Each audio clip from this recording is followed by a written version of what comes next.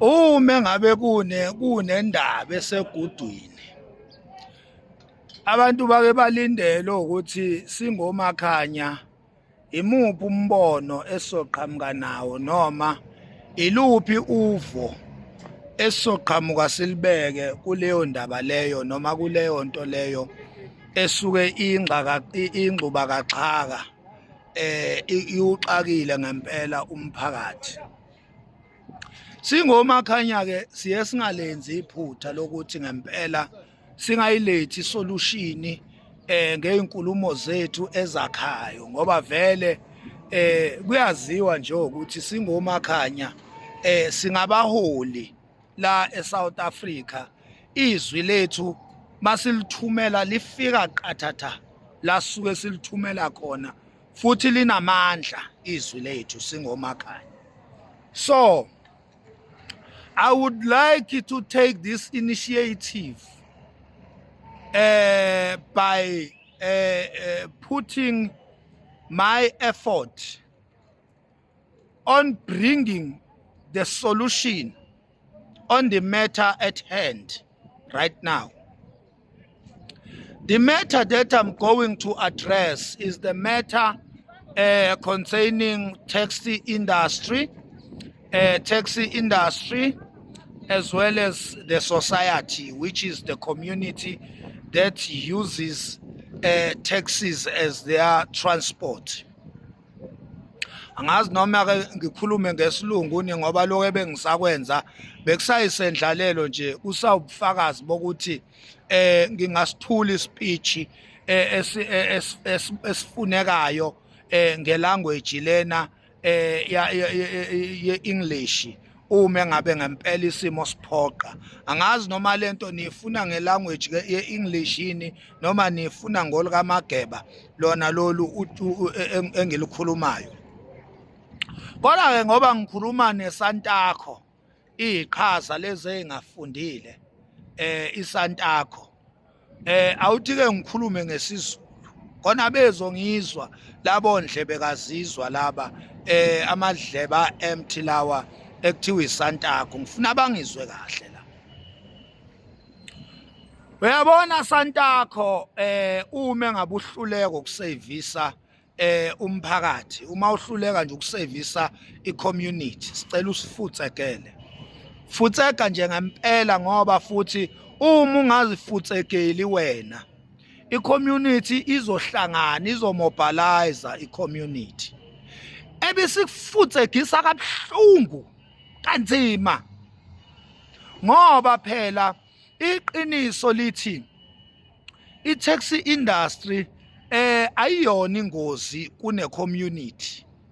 Asikuphinde-ke lokho singomakhanya ukuze kungene noma igonogono zigcwele amadlebe kulenja lekuthiwa iSantakho, kodwa izwi lami lizopenetrate lezo gonogono liyofinyelela phakathi kulabo senseless hate ekuthiwa iSantakho. I-taxi industry ayikho powerful okudlula i-community eyisebenzelayo. Amatekisi awayona ingozi okudlula umphakathi. Lokho ngifuna nikuzwe kahle. Uma ngabe amateksi edume ngokuthi ayabulalana ayadubulana, asuke ebulalana wodwa nakhona basuke bezumana nje. Amagwala kabi lezintsha lezi zisuke izumana njena kuthunywe amagwala lawa ekuthiwa zinkabi. Imsoni amagwala alikho igwala elinjengenkabi eSouth Africa nje, ayikho isha eyigwala njengalenja ekuthiwa inkabi. Leya nto leyana will never come to you icela udede ithi asidubulane, izohlezi ikuzuma nje iqhamuke ungalindele mhlawumbe ubhekele iqhamuke ngemumva lento ikudubule, noma iqhamuke ungalindele mhlawumbe ubhizi nabantu kuyi-meeting iqhamuke lento ikuzuma. Yabona izokushaya ungalwanga. Inkabi nje umsunu wegwala, amalebe lezinsha lezi ekuthiwa zinkabi. Uyabona leza zinto ayikwazi ukulwa, leza zinto aziyazi impi. Amagwala nje imsuni yonina ezazi ukuzumana izo-ke lezi ey'gcwele la emathekisini kuze kube ngathi i-taxi industry ingozi. Akho ngozi nix laphana, imsunu nje yey'nkabi, amagwala ezinja lawa o-rubbish lezintsha lezi, uyabona. Ama-owner ama-taxi abazi lutho-ke, imkhufefeke leyo. Azazi lutho lezo zinto lezo ngokulwa, azazi lutho ngempela. Ingakho phela sithumela iy'nkabi ngoba zona ayikwazi, azazi lutho lemsunu le, azazi ukuyibambela. Mangathi nje i-one elilodwa liphume ngilisakaze ngempama, ngeke iphindisele nokuphindisela lento ngoba ayikwazi ukulwa lento. Izovela ithumela iy'nkabi, amagwala lawa, iy'nkabi lezi ey'zumayo, thumele zona izinja lezi ukuthi azingizume ngevolovolo. Yona nto abakwazi ukuyenza-ke leyo. So ngifuna ukunitshela-ke ukuthi ngoba siyayazi impiyeni ukuthi ilwa kanjani, anikho strong kunathi as a community, as umphakathi. Siyazi kahle nini impiyeni ukuthi ihlasela kanjani, uyabona. Njoba ngikhuluma nje ngikhuluma nje kanje, angisabulutho futhi. Angisabulutho lokho nje ekwazini ukuthi angisabi nje lutho, angisabulutho, angisabi ngisho isilabi, uyazi angisabulutho nje. Ngithi mina-ke uSantakho uma uhluleka ngempela ukuphatha i-taxi industry, uyihlomekisa ngale ndlela oyihlomekisa ngayo, ufuna ukubulalisa iy'ngane zabantu, uSantakho. Ngithi uSantakho akaphume kwi-taxi industry, akayeke nje afutheke ngempela. Ongcono i-taxi industry ayiphathwe i-state. I-taxi industry ongcono ayiphathwe i-state, noma-ke i-taxi industry vele iphele all together. Uma ngabe ngempela kuzogobhoza igazi la eSouth Africa ngenxa yalezi nje kuthiwa iSantakho iqhatha abantu, iqhatha ama-taxi nomphakathi, lento le ekuthiwa uSantakho. Ngithi mina uma ngabe uSantakho ngempela ehluleka ukuphatha umsebenzi ngenhlonipho yomphakathi, akafutheke, otherwise umphakathi uzomfuthekisa. Awukwazi ukuthi ngingayothenga imoto ngingayithengeli mina, ngiyithengele ifamily yami.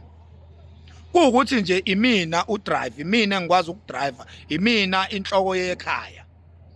Ebese uzongitshela wena Santakho wamasimba, uzongitshela ukuthi wena imoto engiyithengele umndeni wami sekumele manje ngizwe ngawe ukuthi umndeni wami uyigibele na noma ungayigibeli. Umsuni kanyoko loyo, malebe lawo.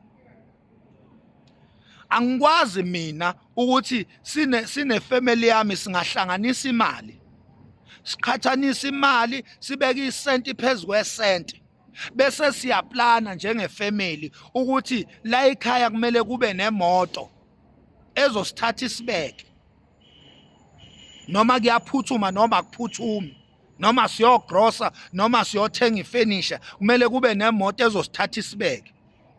Ebese kusuka imgodoyi ebizwa ngokuthi iSantakho izongishayela umthetho ngemoto yomndeni wami, ngemali esihlanganisile as a family, saplana ukuthi siphuma kanjani kwi-challenge esibhekene nayo as a family.